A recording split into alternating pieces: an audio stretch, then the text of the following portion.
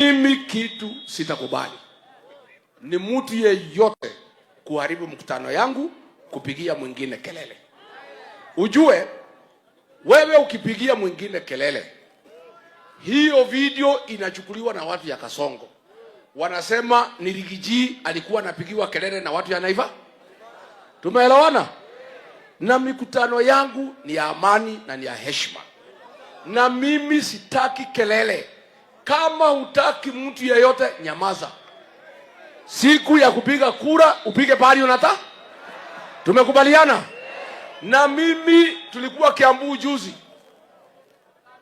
nikaongea vizuri, kila mtu ni mtu yangu. Gavana mtarajiwa kuongea akapigiwa kelele na watu ya gavana.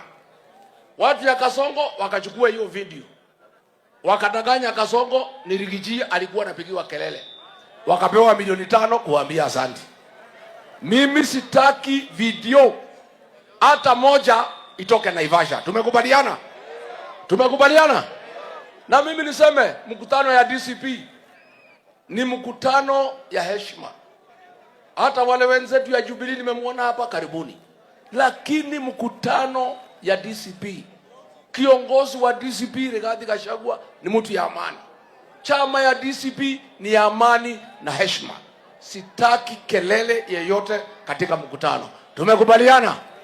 Tumekubaliana?